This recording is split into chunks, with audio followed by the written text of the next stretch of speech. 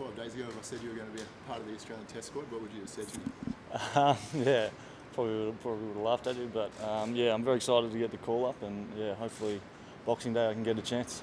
Mate, you've got a particularly good record here at the MCG. That must have been a huge part of the selectors' decision.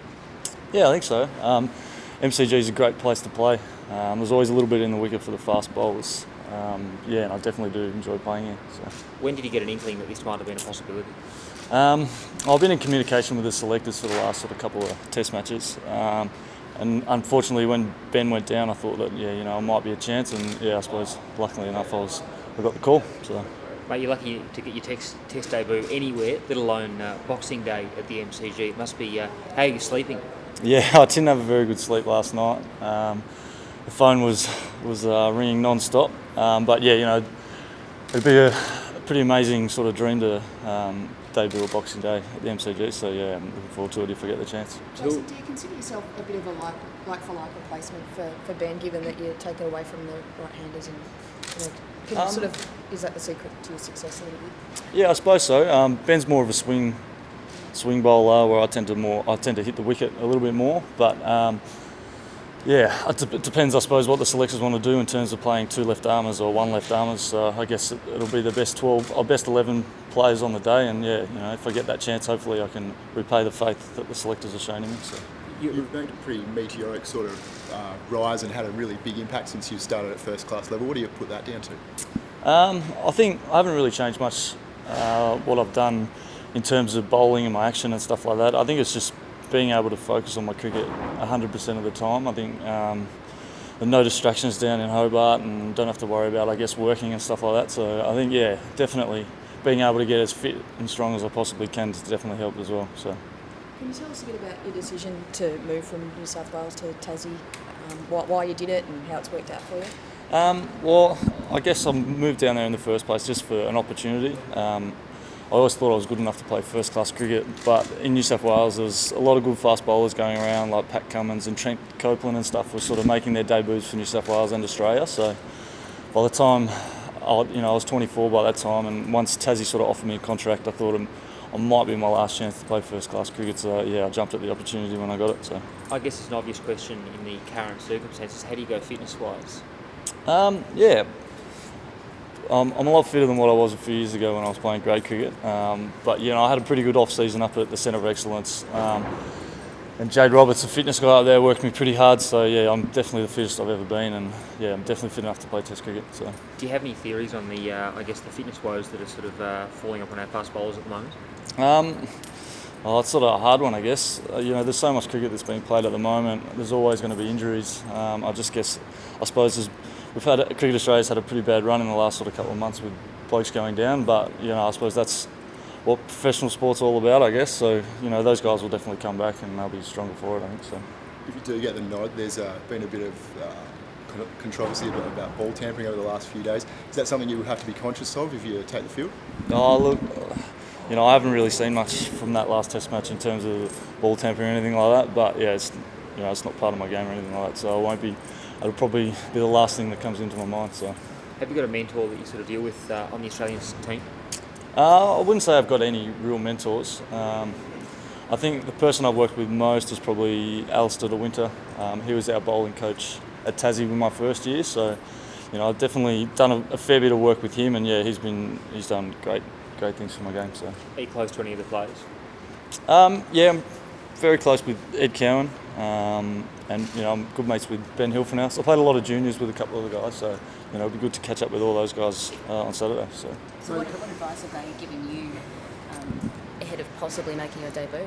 To be honest, I haven't really spoken to many of them yet, so I think they were sort of enjoying a good win that they got down in Hobart last night. So yeah, I'm sure I'll speak to them all in the next couple of days. Jackson, a couple of months ago you said you had a few things to improve on your bowling, and perhaps you weren't that happy with your start to the season. You got the big bag against WA and things have kicked on. Obviously you picked here. What's changed in the last couple of months? I don't think much changed. I suppose I've probably been a bit more patient in how I go about things. I think sort of my game works on being patient and just trying to bowl the same ball every time, challenging the defence, and I think I sort of strayed away from that, trying to get wickets. And when I realised that and went back to my old game plan, it sort of it helped me get through that, so it was good.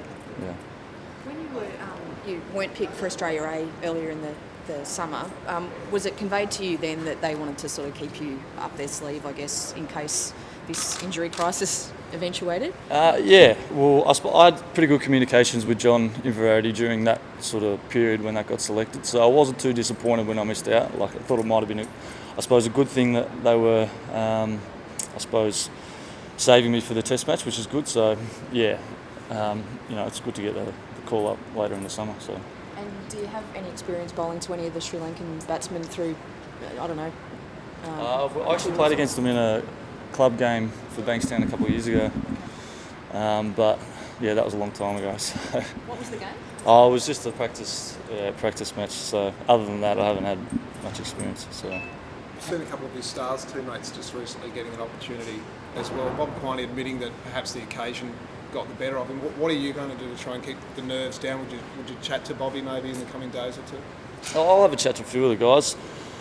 I'm a pretty laid-back sort of person, so I think it's just, for me, it's probably just going to be trying to keep it as simple as I possibly can. I think people get into trouble when they try and complicate things, and yeah, I've just got to do what I've been doing for the last sort of 18 months, and hopefully that's good enough to get me a few wickets in a Test match. I know your teammates, but you won't be intimidated at all by some of the stars of the Australian side. It's obviously important to focus on performing. Yeah, no, definitely. I suppose the boys will be very welcoming when I get into the squad, and yeah, I'll just try and focus on my cricket 100% while I get there. So. Can you sell yourself performance? What have you got that Mitchell Johnson perhaps hasn't got? Well, I certainly don't bowl as fast as Mitchell Johnson does, but yeah, Mitch is a great bowler, and I suppose whoever gets the nod between me and him, will hopefully do a good job. So. You've taken 80 wickets in 14 Shield games, Jackson, an average of 17. It's pretty astounding. Do you feel that this is a deserved selection? Yeah, I guess so. I suppose it's been a pretty interesting 18 months in terms of cricket, so yeah, I suppose it's a good reward for me, and I suppose my family as well that have sacrificed a lot, and sacrificed a lot over the last sort of 5 years. So yeah, it's definitely a nice feeling to get rewarded for it. So. What were you planning to do on Christmas Day and Boxing Day originally? I was actually staying in Melbourne because we had to fly to Adelaide on Boxing Day, so it was going to be, I suppose, a pretty lonely Christmas down there. I didn't really have any family coming down, so I suppose this gives me something to do on Christmas Day and Boxing Day. So. The family will all be around, they'll all be here for you? Yeah, definitely. Mum's flying down. My dad's lives overseas, but he got into town yesterday, so it was a good surprise for him to tell him what's happened. So yeah, it'd be good to have the family down there. Do you mind me asking what your old man does and where he was? Well, he works on movies, so he was in Romania and Bucharest. It was a little bit weird, but yeah, that's where most of them get made these days. So yeah. Was the decision to play for the Stars about bowling at the G, or was that part of the appeal? Well, not really. I wouldn't have thought. Last year I didn't get offered a contract from the Hurricanes, where I played 4-day cricket with Tassie. So the Stars sort of came last minute. I was lucky to get a few wickets here at the MCG, and got a contract after that. And I really enjoyed myself last year. It's a good bunch of guys, and it's good to see how other, I suppose, professional cricketers go about, how they prepare and all that sort of stuff. So it's good to get out of Hobart for 6 weeks as well, just to freshen up a bit. So. Sorry, you mentioned your family sacrifice, and you touched upon the fact that you didn't get a contract with the Hurricanes last year. I guess in some respects this is a bit of a tale of persistence. Yeah, I guess so. No bitterness towards the Hurricanes not getting a contract down there. I suppose it's worked out well that I've come up to the Stars. I'm really enjoying myself here, and it's a good bunch of guys. And yeah, hopefully this year the Stars can go one better than last year. So. What do you like about bowling at the G and the conditions here? What's the secret to getting wickets? I suppose, first of all, I think it's just, it's an amazing place. In terms of how many people can, I suppose, fit in here and stuff like that, and there's a lot of history behind it. And then the wicket's generally pretty good. The wickets we played on here in Shield cricket, generally, if you put the ball in the right areas enough and you hit the wicket and present the seam, you'll get enough out of it. So I think, yeah, it's a good contest between bat and ball. So I've really enjoyed it the last couple of times I played here. So.